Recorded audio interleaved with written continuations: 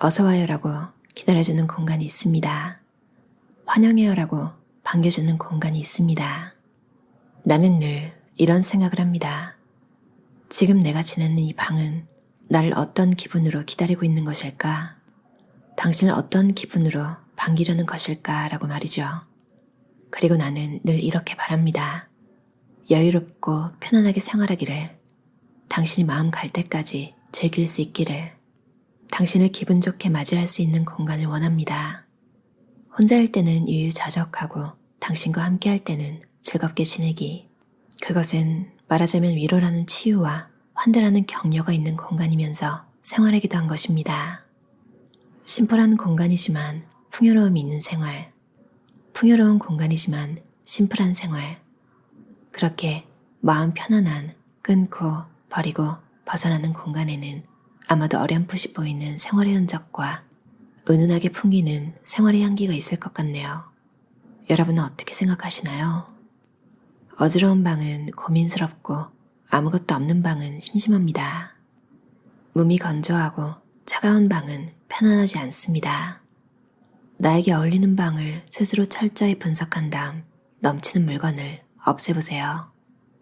그러면 없어진 물건의 빈자리에 풍요로움이 채워질 것입니다. 공간의 여유, 시간의 여유, 그리고 인간관계의 여유. 이 여유가 바로 삶의 풍요로움을 가져다주는 미라고 할 수 있습니다. 저는 넘치는 물건을 없앤 덕분에 해마다 점점 더 즐거움을 느끼고 있습니다. 동작은 곧 수고이다. 이 수고의 수를 최소로 줄여서 거의 한 번에 물건을 꺼낼 수 있도록 하는 것이 나의 목표이다. 문을 열고 한 번에 꺼내기 위해서는 식기예수를 엄선하는 것이 포인트이다. 필요한 식기예수와 필요한 종류, 소중하게 사용하는 물건만을 골라 손이 가는 곳에 두고 선반에 수납할 때는 접시를 되도록 포개지 않는다. 부득이하게 포갤 때도 같은 종류, 같은 용도의 접시를 조금씩만 포갠다. 싱크대는 쓰레기가 가장 많이 나오는 곳이다. 싱크대 아래 쓰레기통이 있으면 작업 프레임이 매우 자연스럽다. 서랍을 여는 동작을 제외하면 한 번에 버릴 수 있고 서랍을 닫으면 쓰레기도 쓰레기통도 노출되지 않아 좋다. 식기 건조대는 두지 않는다. 그러지 않으면 부엌일이 번거로워진다. 혼자서 살고 있는 지금은 그릇수가 작아서 설거지는 손으로 간단하게 끝낸다. 우리 집에는 설거지를 하고 물기를 빼는 식기 건조대가 없다. 혼자 사니까 그럴 수 있겠구나 하겠지만 가족들과 함께 살 때도 식기 건조대를 두지 않았다. 모습 자체만으로도 강한 존재감을 드러내는 데다 그 위에 산처럼 쌓아두는 그릇들까지 참 볼품없는 모양새이기 때문이다. 대개 아무렇지 않게 건조대가 있으니까 그릇을 올려놓고 건조대에서 바로 그릇을 꺼내 음식을 담기 마련이다. 그렇게 식기건조대는 무의식적으로 무질서해지는 장소가 되는 셈이다. 아무것도 없으면 깔끔해진다. 알게 모르게 많은 공간을 차지하던 전기밥솥, 전자레인지와 같은 부엌 가전을 치웠더니 깔끔해졌다. 사각지대도 없어 구석구석 깨끗하게 청소할 수 있다. 빈 밀폐용기는 냉장고에 보관하기. 용기를 9개로 제한하고 사이즈는 하나로 통일. 식재료는 필요한 만큼만 구입하기. 남으면 잘게 썰어서 냉동고에 보관. 식사는 보통 채소 요리 위주로 먹는데 냉장고에 있는 채소로 뚝딱 만들어 먹는다. 간단한 조리법으로 배도 마음도 든든해진다. 그래도 가끔 남는 채소가 골칫거리일 때도 있다. 냉동보관에 적합하지 않은 식재료는 주변 사람들에게 나눠준다. 어차피 혼자 다 먹지 못할 바에야 유통기한 안에 함께 나눠 먹으면 좋지 않은가. 냉장고에 식품이 가득 들어있지 않으면 불안하다고 말하는 사람도 있다. 특히 부모님 세대의 어르신들이 그렇다. 전쟁 때 식량난을 겪어본 세대라서 어쩔 수 없을지도 모르겠다. 하지만 그렇기에 더욱 따끔하게 한마디 하고 싶어진다. 냉장고에 잔뜩 채워놓고도 잊어버리고 다시 사오고 결국 다 먹지 못하고 썩혀버리는 그런 안타까운 행동은 이제 그만하자고 말이다. 식재료를 다 쓰고 텅 빈 냉장고를 바라보는 상쾌함을 꼭 함께 나눴으면 한다. 음식의 연출은 특별히 손님을 초대할 때만 필요한 것이 아니다. 혼자 살아도 평소 식사 때 연출을 하게 되면 초대받은 느낌에 기분이 좋아진다. 혼자 살다 보면 자칫 식사가 부실해지기 쉽다. 백화점에서 사온 음식을 그릇에 담지 않고 그대로 먹거나 짧은 시간에 급히 먹어치우거나 한다. 이렇게 먹으니 그저 공허할 뿐이다. 이렇게 먹으면 식사라고 하기 힘든 어쩌면 사료 수준일지도 모르겠다. 그래서 좋아하는 그릇에 음식을 담고 젓가락 받침에 젓가락을 올리고 유리잔을 놓아 일부러 연출에 신경을 쓴 식사를 하고 있다. 어느 날 아이들을 독립시키고 혼자 생활하게 된 수강생이 지금까지 한 번도 제가 먹고 싶은 것을 만든 적이 없었어요 라고 말했다. 그녀는 남편과 아이들의 기호에 맞춰 수십 년간 요리를 했던 것이다. 그리고 혼자 살게 된 지금에서야 자신을 위해 요리하는 기쁨을 느낀다고 한다. 그녀는 혼자서 정성스럽고 즐겁게 요리한다. 이따금 친구를 부르기도 하는 자유를 누린다. 술을 마실 때도 그렇다. 혼자 마시는 것이 서글프다는 사람도 있지만 특별한 연출로 기분 내서 마시면 괜찮다. 나는 참고로 청주를 좋아하는데 와인처럼 달콤해서 즐겨 마시곤 한다. 커피는 핸드드립으로, 커피 머신을 없애서 드립으로 천천히 내려 마신다. 즐겨 마시는 커피 브랜드의 원두를 그때그때 주문해서 즐긴다. 옷장의 순환을 활발하게, 옷걸이의 숫자로 옷의 양 조절하기. 옷은 음식과 같다. 제철에 나는 것이 역시나 맛있고 영양분과 에너지가 넘쳐난다. 적극적으로 입을 생각이 없는 옷은 즉시 없앤다. 줄 사람을 떠올리고 망설임 없이 물려준다. 그렇게 주기만 하면 아깝지 않을까 생각하겠지만 전혀 그렇지 않다. 오히려 아깝다고 생각하는 것은 옷과 씨름하는 시간, 관리하고 수납하는 공간, 그것들을 유지하기 위해 소비하는 에너지다. 특별한 날에 입는 옷은 따로 없다. 일상복이야말로 신중하게 고른다.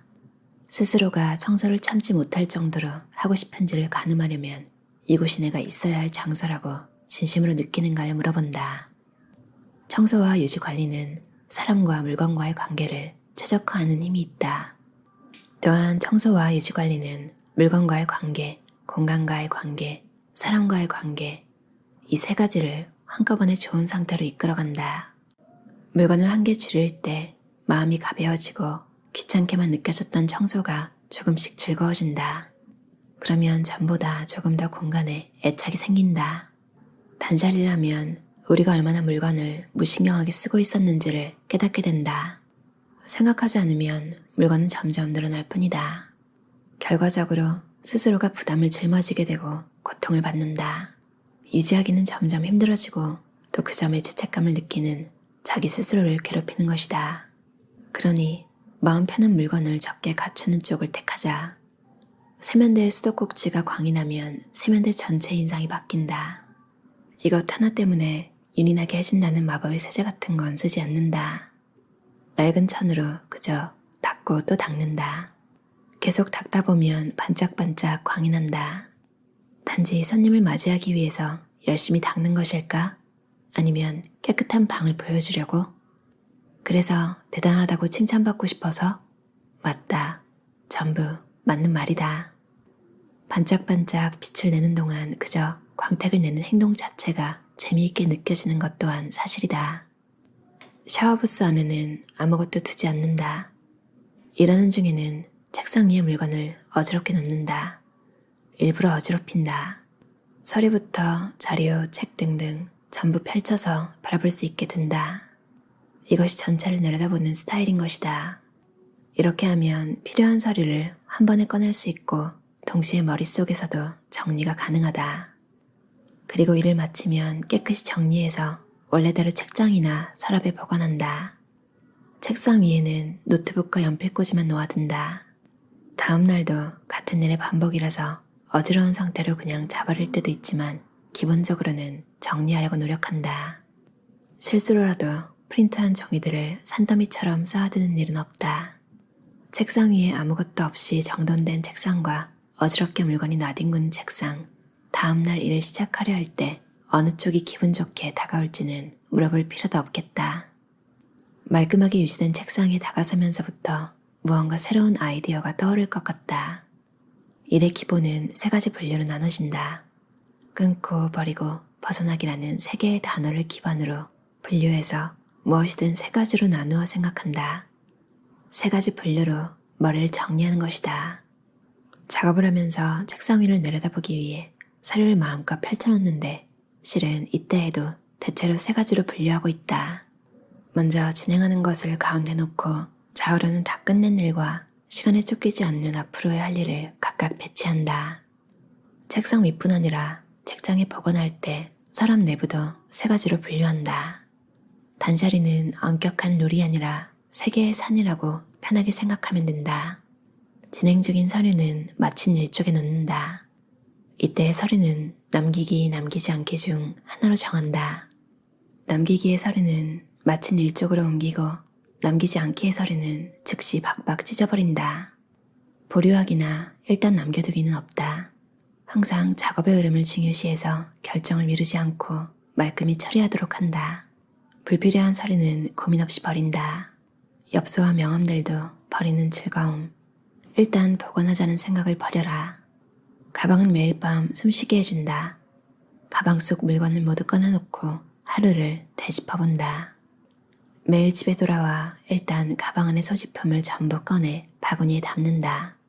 가방은 하루 종일 가지고 다니니까 쓰레기가 쌓일 수밖에 없다. 텅 빈 가방은 오늘 하루도 수고 많았어 하며 쉬게 해주고 호흡하게 해준다. 그러면 새로운 기운이 보충되어 새 가방이 된 것 같은 기분이 들어 좋다. 혼자 산다면 우산은 1개로 충분하다. 야마시타 히데코 저자의 버리는 즐거움이라는 책이었어요. 동선을 줄이고 작업을 편하게. 그리고 가끔 스테인리스 반짝반짝하게 닦으면 기분 되게 좋잖아요.